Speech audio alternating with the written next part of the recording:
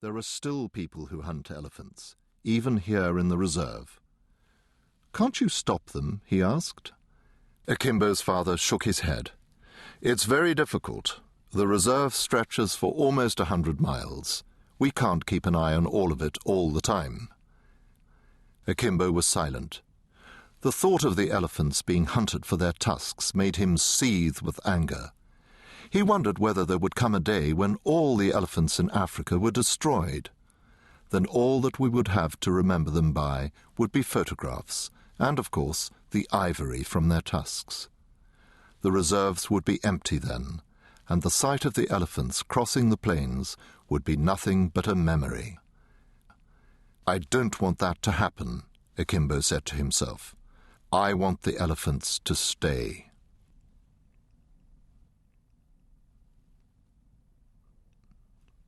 Father Elephant. A few weeks later, Akimbo was to be reminded of what his father had said about the poachers. "We have to go out to check up on a waterhole," his father said. "Do you want to come with us?" "Yes," said Akimbo eagerly. "It'll be a rough ride," his father warned him. "There isn't even a road for much of the way." "I don't mind. I know how to hang on." Akimbo's father was right. It was not an easy journey, and it was very hot as well. At noon the sun burned down unmercifully, and it was unbearably hot in the truck cabin. Akimbo wiped the sweat off his face and drank great gulps of water from the water bottles, but he did not complain once. They had to travel slowly, as there were rocks and potholes which could easily damage the truck if they came upon them too quickly. Every now and then, a concealed rock would scrape against the bottom of the truck with a painful, jarring sound, and everybody inside would wince. But no damage was done, and they continued their journey. During the hot hours of midday, few animals will venture out of the shade of the trees and the undergrowth. But Akimbo saw a small herd of zebra cantering off to safety, throwing up a cloud of dust behind them. Then, quite suddenly, one of the men in the back of the truck hit his fist on the top of the roof and pointed off to the left. Akimbo's father brought the vehicle to a halt. "What is it?" he called out. The man leaned over into the cabin. "Vultures, flocks of them." The eyes of all the others followed the man's gaze. Akimbo saw nothing at first, but when he craned his neck, he saw the birds circling in the hot, still air. Even from this distance, he could tell that there were lots of them, and so he knew that something big was attracting their attention. Akimbo's father turned to one of the other men.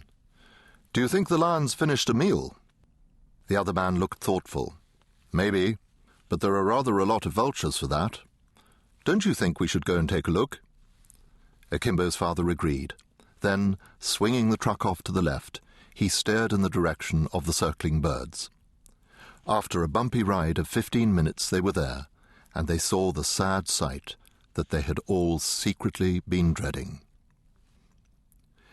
The elephant lay on its side, where it had fallen. As the truck approached, 4 or 5 vultures flapped up into the air, angry at the disturbance of their feeding. Akimbo's father looked furious as he drew the truck to a halt. Without speaking, he opened his door and strode off to stand beside the fallen elephant. Akimbo stayed where he was. He could not bear to look at the great creature.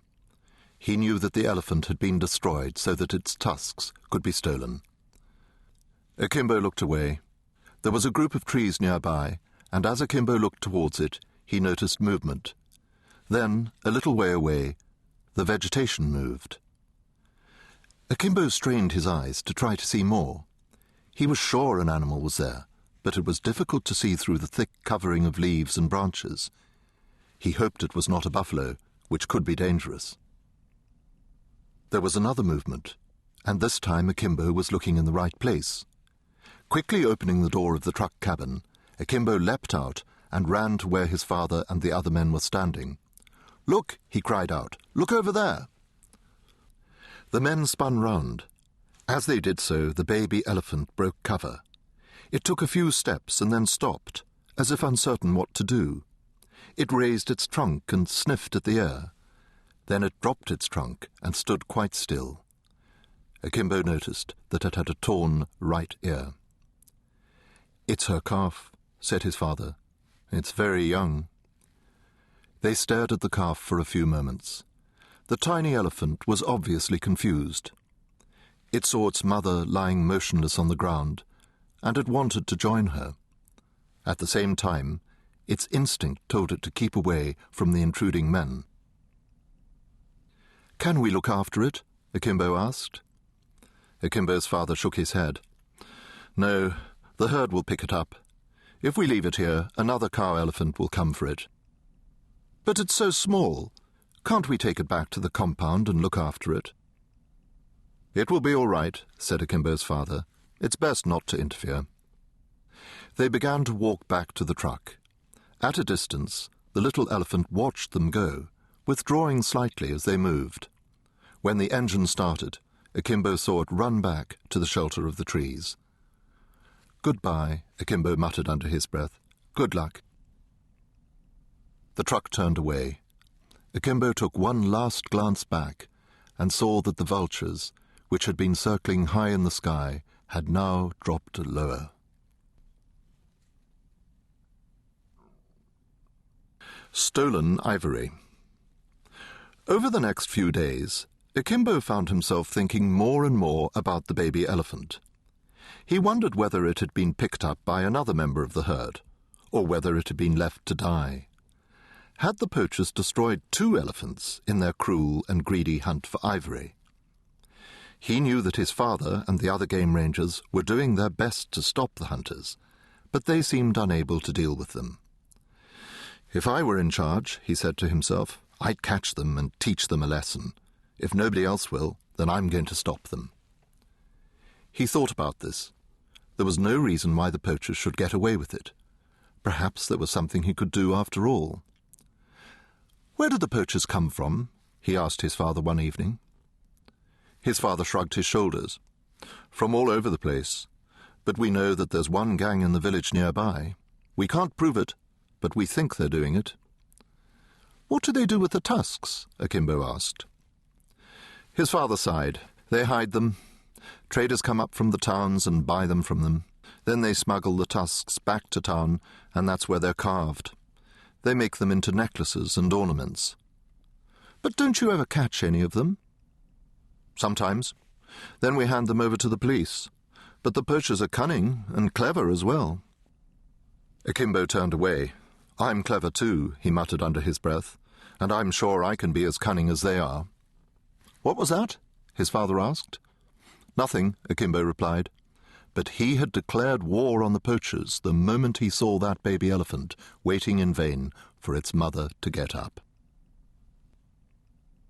Akimbo knew that it would be impossible for him to do anything about the poachers in the reserve itself. The poaching gangs travelled by night and were armed. Then they struck as quickly and quietly as possible before fading away into the bush again.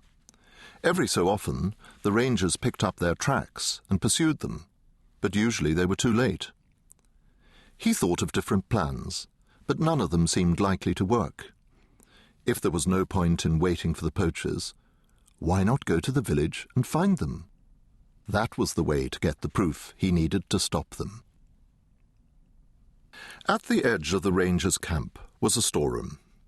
Akimbo had been inside only once or twice, as it was always kept locked, and his father rarely went there. In it were the things the rangers confiscated from poachers when they managed to find them. It was a grim collection. There were cruel barbed wire traps designed to tighten like a noose around an animal's leg when it stepped into the concealed circle of wire. There were rifles, spears, and ammunition belts. But what was saddest of all were the parts of animals which had been caught by the poachers. As well as horns and skins, there were the most sought-after trophies of all, the tusks of elephants. Many of these things were kept to show to visitors, so that they could see what the poachers did. Some were also kept in the hope that they would be needed as evidence once the poachers were caught. But that seemed to happen so rarely that the tusks and the traps just gathered more and more dust. That night, when the rest of the camp was asleep, Akimbo slipped out of his room and made his way across the